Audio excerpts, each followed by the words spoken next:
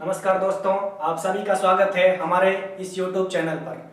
दोस्तों, आज की वीडियो लेक्चर के अंदर हम बात करेंगे केमिस्ट्री के एटॉमिक स्ट्रक्चर के बोहर्स मॉडल के बारे में, बोहर एटॉमिक मॉडल के बारे में। दोस्तों, इससे पहले भी बहुत सारे वैज्ञानिकों ने एटॉमिक मॉडल प्रस्तुत किए, जैसे कि सबसे पहले थॉमसन मॉडल आया, जिसको प्लम पुडिंग मॉडल या तरबूज मॉडल भी कहा जाता है। उसके बाद में रदरफोर्ड मॉडल, उनमें कुछ कमियां रही, उन कमियों को सुधार करके बोहर ने सन 1913 में, कब 1913 के अंदर, 1913 के अंदर अपना मॉडल प्रस्तुत किया। इस मॉडल के अंदर उन्होंने परमाणु के स्थायित्व के बारे में कुछ जानकारियां दी। जैसा कि रदरफोर्ड ने कहा था कि इलेक्ट्रॉन क्या होता है, जो न्यूक्लियस होता है नाभिक के चारों ओर चक्कर लगाता है। उन्होंने यह नहीं बताया कहां चक्कर लगाता है। तो इलेक्ट्रॉन क्या है? इलेक्ट्रॉन चार्ज्ड पार्टिकल है। तो अगर यदि ये गति करेगा तो क्या होगा? ऊर्जा का उत्सर्जन होगा, और अगर ऊर्जा का उत्सर्जन हुआ तो धीरे धीरे इसकी ऊर्जा में कमी होगी और ये आखिरकार क्या होगा? न्यूक्लियस के अंदर आकर गिर जाएगा। और न्यूक्लियस के अंदर अगर यदि आकर गिरा तो एटम नष्ट हो जाएगा और एटम नहीं रहेगा। लेकिन ऐसा नहीं होता। इस बात को उन्होंने समझाने के लिए, इस बात को बताने के लिए उन्होंने अपना मॉडल दिया। इस मॉडल के अंदर दोस्तों बोहर ने कुछ पोस्टुलेट दिए, कुछ अवधारणाएं दी। उन अवधारणाओं के बारे में इस लेक्चर के अंदर हम बात करेंगे। ठीक है, तो चलिए शुरू करते हैं पोस्टुलेट के बारे में, अवधारणाओं के बारे में।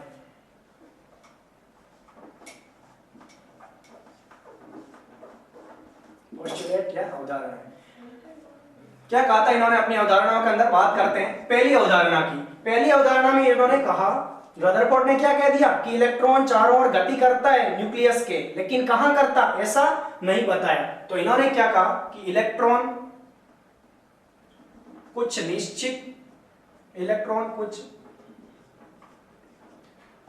निश्चित कक्षाओं में, इलेक्ट्रॉन कुछ निश्चित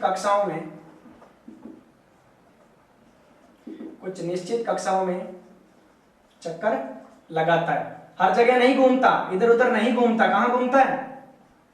निश्चित कक्षाओं में चक्कर लगाता है, जिन्हें स्थायी कोश भी कहते हैं। जिन्हें स्थायी कोश कहते हैं। क्या कहते हैं? स्थायी कोश, परमानेंट ऑर्बिट है, जिन्हें स्थायी कोश कहते हैं। अगली बात क्या कही इन्होंने? कहा कि इलेक्ट्रॉन कुछ फिक्स ऑर्बिट्स हैं, उन्हीं में चक्कर लगाता है, जिनको क्या कहा जाता है? स्थायी कोश कहते हैं। अगली बात उन्होंने कही कि इन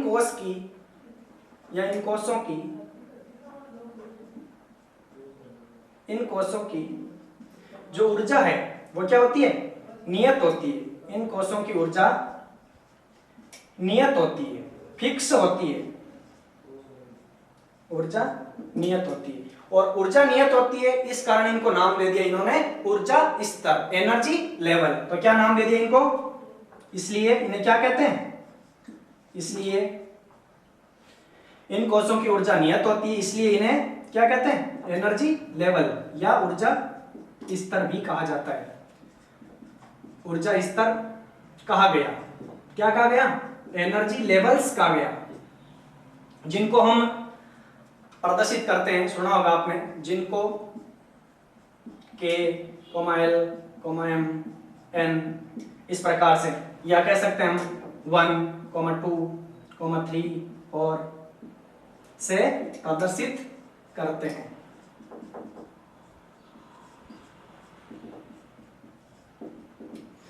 चलिए भाई वापस देखते हैं इस पहले पोस्टुलेट के बारे में, पहली अवधारणा के बारे में। इलेक्ट्रॉन कुछ निश्चित कक्षाओं में क्या करता है? चक्कर लगाता है। जैसे कि मान लीजिए ये न्यूक्लियस है, तो इलेक्ट्रॉन निश्चित कक्षाओं में चक्कर लगाएगा। मान लो इस कक्षा में या इस कक्षा में, इस प्रकार से। ठीक है, इस प्रकार से इलेक्ट्रॉन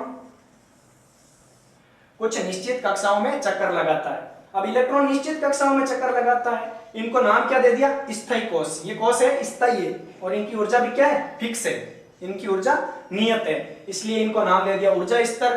कैसे प्रदर्शित करते हैं हम? K, L, M, N, या क्या कह सकते हैं? 1, 2 या 3, 4 डैश डैश कितने भी हो सकते हैं। एक नाभिक के चारों ओर कक्षाओं की संख्या अनंत हो सकती है, कितने भी ऊर्जा स्तर हो सकते हैं, जिनको हम इसलिए हमने आगे लिख दिया कि कुछ भी हो सकते हैं। ठीक है दोस्तों, तो ये क्या था, पहला पोस्टुलेट कि इलेक्ट्रॉन कुछ निश्चित कक्षाओं में चक्कर लगाता है, इनको क्या कहते हैं, स्थायी कोश। ऊर्जा क्या होती है, सदैव नियत होती है, फिक्स होती, ऊर्जा चेंज नहीं होती, इसलिए नाम क्या दे दिया, ऊर्जा स्तर कह दिया, एनर्जी लेवल्स कह दिया। किससे प्रदर्शित, इस प्रकार से KLMNS या 1 2 3 4 ऐसे भी हम प्रदर्शित कर सकते हैं। ठीक है दोस्तों, समझ में आया पहला पोस्टुलेट। चलिए बात करते हैं हम सेकंड पोस्टुलेट के बारे में।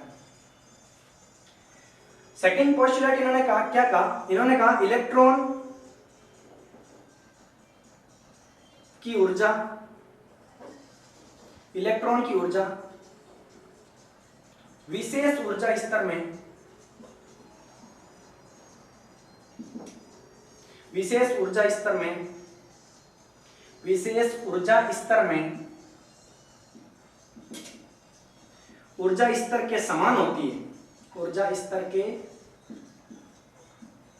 समान होती है। क्या मतलब हुआ इसका, अर्थात क्या कह सकते हैं हम, अर्थात जो इलेक्ट्रॉन है वो क्या नहीं कर सकता, अर्थात विशेष कक्षा में घूमते हुए, विशेष कक्षा में घूमते हुए इलेक्ट्रॉन ऊर्जा का अवशोषण या उत्सर्जन नहीं कर सकता, अवशोषण या उत्सर्जन नहीं कर सकता।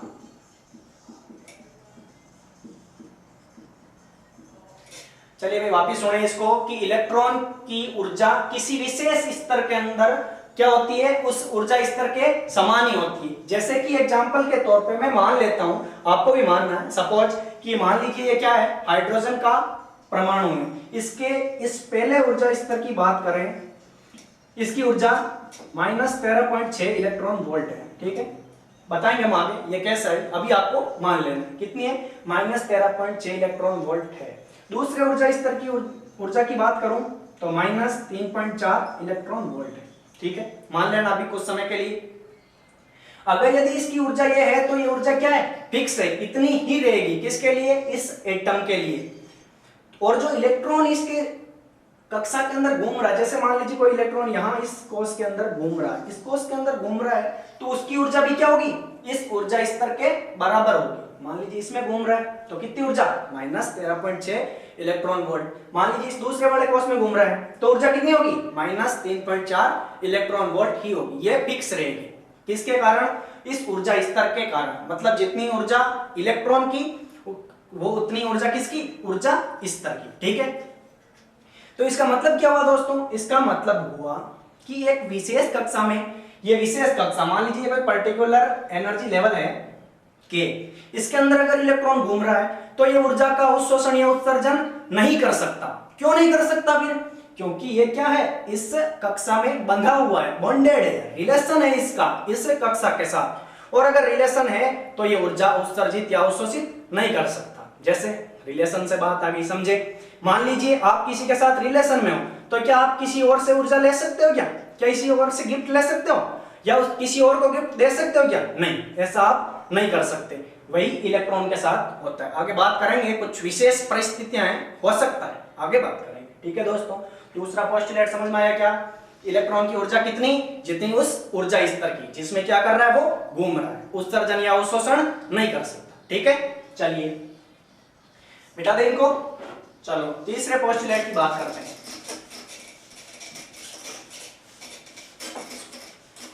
तीसरा जो पोस्टुलेट था, हालांकि एनसीईआरटी के अंदर 3 ही पोस्टुलेट दे रखे हैं, लेकिन हम इन्हें समझने के लिए क्या कर रहे हैं, छोटे छोटे पार्ट्स के अंदर पढ़ रहे हैं।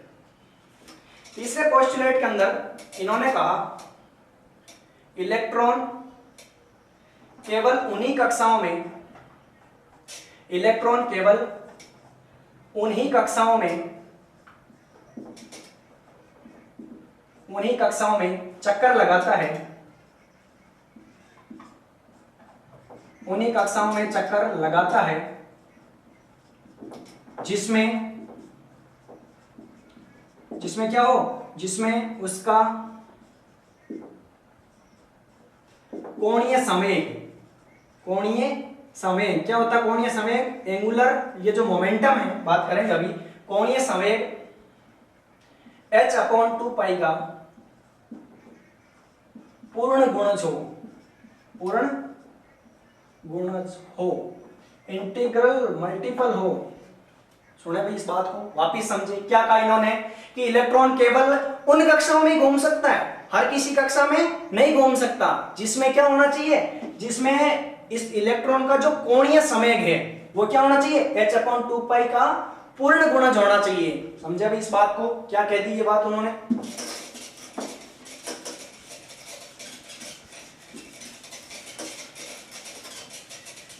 इस कोणीय संवेग को L से डिनोट करते हैं कि ये जो L होना चाहिए वो h/2 का पूर्ण गुणज होना चाहिए। पूर्ण गुणज होना चाहिए, इसका मतलब मैं यहां लिख देता हूं n। ये n क्या है? यहां n क्या है भाई? n एक पूर्णांक है, इंटीजर है। इसके मान की बात करें तो 1 2 3 कुछ भी हो सकता है। ये क्या है? धनात्मक पूर्णांक है। h क्या है? Planck constant. Planck constant value की बात करें इसकी तो 6.62 इंटू 10⁻⁻34 जूल सेकेंड कितनी होती है? 6.62 इंटू 10 की घात -34 जूल सेकेंड, ये यूनिट है इसकी। तो ये प्लांक कांस्टेंट। एल क्या है? कोणीय संवेग। बात करते हैं थोड़ी सी कोणीय संवेग के बारे में। जैसे कि मान लीजिए ये नाभिक, इलेक्ट्रॉन चारों ओर कक्षाओं में चक्कर लगाता, वर्ताकार कक्षाओं में। ये इलेक्ट्रॉन घूम रहा है किस वेग से? v वेग से। मान लीजिए इसका मास क्या है? m, त्रिज्या r। तो l क्या होगा? तो l होगा mvr, m into v into r. क्या है? कोणीय संवेग। तो यहां लिख दे l को, mvr is equal to nh/2p। ये बात इन्होंने कही। ये क्वांटाइजेशन कंडीशन है किसकी? बोहर की। स्थायी अवस्था है कि जो कोणीय संवेग का मान होगा वो पूर्ण गुणज होगा। या तो क्या होगा? n का मान मान लो पहले कोस के लिए है 1, तो या तो हो सकता है मान mvr का 1 रखें तो 1h/2 या क्या हो सकता है? 2h/2 या क्या हो सकता है? 3h/2 या 4h/2। कहने का मतलब है कि पूर्णांक होगा एक, है ना? ऐसा नहीं हो सकता।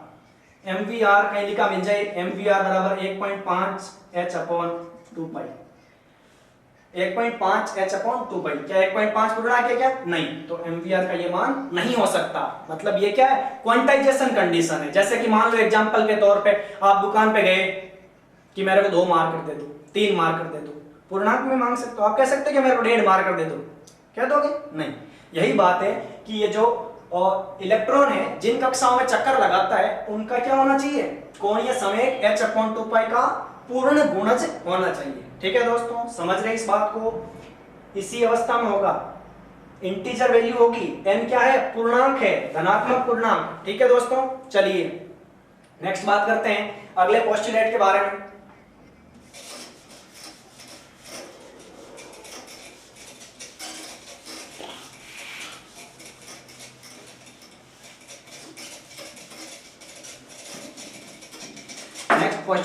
नेक्स्ट पोस्टुलेट है, ये क्या करता है? इस पोस्टुलेट के अंदर बोहर साहब ने बता दिया। पहले तो कहा कि इलेक्ट्रॉन ऊर्जा का अवशोषण या उत्सर्जन नहीं कर सकता। कब? जब विशेष कक्षा में घूम रहा है, मतलब रिलेशन में है तो नहीं कर सकता। और अगर यदि करता है तो उसे रिलेशन तोड़ना होगा। मान लीजिए आपको किसी और से गिफ्ट लेना है तो जिसके साथ रिलेशन में, उस रिलेशन को तोड़ना होगा, उसका दी एंड करना होगा। यही बात इन्होंने कही। इन्होंने क्या कहा? इन्होंने कहा अगर इलेक्ट्रॉन ऊर्जा का अवशोषण या उत्सर्जन करता है तो उस एनर्जी लेवल को छोड़ना होगा। ठीक है, चलिए तो लास्ट पोस्टुलेट की बात कर लेते हैं। बोहर ने कहा था किसी इलेक्ट्रॉन द्वारा उत्सर्जित या अवशोषित जो ऊर्जा है, किसी इलेक्ट्रॉन द्वारा उत्सर्जित या अवशोषित ऊर्जा दो ऊर्जा स्तरों की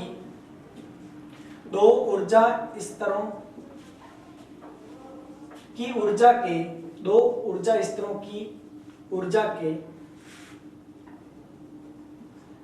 अंतर के बराबर होती है, अंतर के बराबर होती है। समझे इस बात को कि किसी इलेक्ट्रॉन द्वारा अगर इलेक्ट्रॉन घूम रहा है, कुछ ऊर्जा अवशोषित या उत्सर्जित करता है, तो कितनी होगी वो उन दो ऊर्जा स्तरों, जिससे एक से दूसरे में जा रहा है, तो उन दो ऊर्जा स्तरों की ऊर्जा के अंतर के बराबर होगी, जिसे हम लिख सकते हैं जैसे कि डेल्टा ई, ये इलेक्ट्रॉन द्वारा जो उत्सर्जित ऊष्मा है फोटोन के रूप में होती है, बराबर ई n2 माइनस ई n1, या इसको ऐसे भी लिख सकते हैं ई उच्चतम माइनस न्यूनतम, ई न्यूनतम। अब अगर यदि उत्सर्जित कर रहा है, इसका मतलब क्या होगा, उत्सर्जित अगर यदि कोई इलेक्ट्रॉन कर रहा है चारों ओर चक्कर लगाते हुए, इसका मतलब वो क्या होगा, वो उच्चतम स्तर से निचले स्तर पर या एक्साइटेड स्टेट से ग्राउंड स्टेट के अंदर आएगा। और अगर कोई अवशोषित कर रहा है, तो ऊर्जा अवशोषित कर रहा है वो क्या होगा, एक्साइटेड होगा, मतलब अगले ऊर्जा स्तर में जाएगा। ठीक है, तो ये था इसका लास्ट पोस्टुलेट। चलिए भाई, हम सारे पोस्टुलेट के बारे में बातें कर चुके हैं। ये था बोर का मॉडल। इस मॉडल में भी कुछ कमियां थी, तो लास्ट में अब इस मॉडल की कुछ ड्रॉबैक्स है, कुछ कमियां हैं, उनके बारे में बात कर लेते हैं। ठीक है दोस्तों, सारे पोस्टुलेट समझ में आए? एक बार वापस बोल देता हूं जल्दी से मैं। पहला पोस्टुलेट क्या था?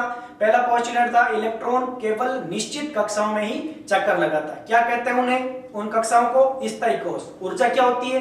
नियत होती है, इसलिए नाम क्या दे दिया? Energy level. किससे प्रदर्शित करते हैं? के एल एम एन या 1 2 3 4 से। ठीक है, दूसरा बात करी कि इलेक्ट्रॉन किसी ऊर्जा स्तर में घूम रहा है, तो उसकी ऊर्जा कितनी होगी? जितनी ऊर्जा उस ऊर्जा स्तर की होगी वही उस इलेक्ट्रॉन की। मतलब इलेक्ट्रॉन एक विशेष कक्षा में अगर घूम रहा है तो ऊर्जा का अवशोषण या उत्सर्जन नहीं कर सकता। अगर यदि करना है तो उसे रिलेशन तोड़ना होगा। क्या होगा? रिलेशन तोड़ना होगा, या अगले ऊर्जा स्तर में जाना होगा, या ऊर्जा स्तर परिवर्तित करना होगा। तीसरा पोस्टुलेट पढ़ा कि इलेक्ट्रॉन केवल उन्हीं कक्षाओं में घूमते हैं, किसमें? जिनका MVR क्या होता है? h/2π का पूर्ण गुणज होता है, अर्थात MVR बराबर NH/2π होता है। ठीक है, और लास्ट पोस्टुलेट क्या था कि किसी इलेक्ट्रॉन द्वारा उत्सर्जित या अवशोषित जो एनर्जी है वो उन ऊर्जा स्तरों के अंतर के बराबर होती है। ठीक है दोस्तों, हालांकि एनसीईआरटी के अंदर 3 ही पोस्टुलेट दे रखे हैं, लेकिन हमने पहले पोस्टुलेट के 2 भाग पढ़े, अलग अलग पढ़े, जिससे अच्छी तरह से समझ में आ सके। ठीक है, चलिए लास्ट में बात कर लेते हैं हम इसकी कमियों के बारे में, ड्रॉबैक के बारे में। क्या थी भाई इस मॉडल की कमियां? चलिए एक करके पढ़ते हैं। ड्रॉबैक्स,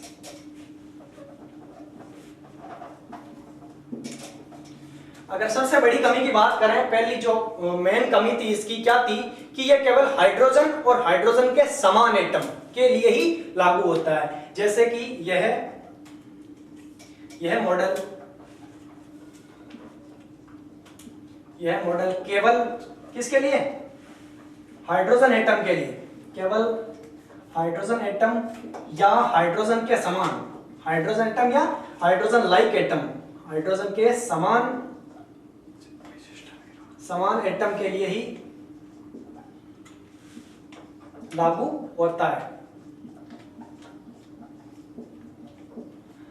समान लागू होता है। हाइड्रोजन के समान की बात करें तो एकल इलेक्ट्रॉन स्पीसीज, जैसे मान लीजिए He+ है, Li+2 है, बेरिलियम +3 है। समझ रहे हैं क्या? जैसे हीलियम में 2 इलेक्ट्रॉन होते हैं, एक अगर निकाल दिया पीछे कितना बचेगा? 1 इलेक्ट्रॉन। तो हीलियम प्लस लिथियम में 3 होते हैं, 2 निकाल दिए तो पीछे 1। ये कैसे हो गए? हाइड्रोजन के समान हो गए। ठीक है दोस्तों, दूसरी कमी की बात करें तो इन्होंने कहा था ये कोणीय जो समय के MVR NH/2π का पूर्ण गुणज होता है। ये बात कह दी, लेकिन इससे समझा नहीं पाई क्यों होता है, क्यों होता है ये नहीं समझा पाई, ये नहीं समझा पाए। ठीक है दोस्तों, अगली कमी की बात करें तो जो स्पेक्ट्रम लाइनें होती है, उन स्पेक्ट्रम लाइनों के चुंबकीय और विद्युत क्षेत्र में विभक्त होने के प्रभाव को भी ये नहीं समझा पाए। तो स्पेक्ट्रम लाइनों के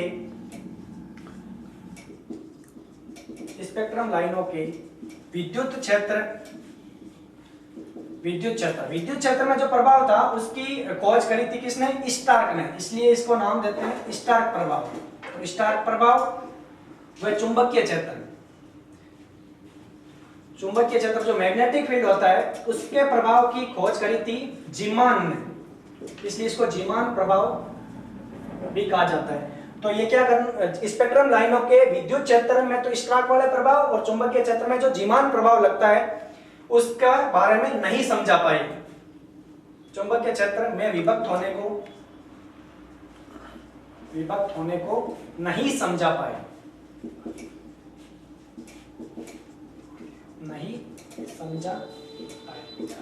ठीक है दोस्तों। ये सब इनकी क्या थी? कमियां थी। कुछ एक और भी कमियां थी, जैसे कि हाइजेनबर्ग का जो अनसर्टेनिटी प्रिंसिपल है कि किसी कण का एक साथ वेग समय और जो स्थिति है वो एक साथ ज्ञात नहीं की जा सकती, इस बात को भी ये नहीं समझा पाए, ठीक है दोस्तों। बहुत सारी मिस्टेक्स भी हो गई थी इनके, लेकिन फिर भी ये एक अच्छा मॉडल साबित हुआ। नेक्स्ट जो हमारा वीडियो लेक्चर होगा उसमें हम क्वांटम संख्याएं और इससे संबंधित कुछ कैलकुलेशन है, जैसे कि रेडियस है, वेलोसिटी है, ठीक है, काइनेटिक एनर्जी, पोटेंशियल एनर्जी, उनके बारे में बातें करेंगे, ठीक है दोस्तों। धन्यवाद।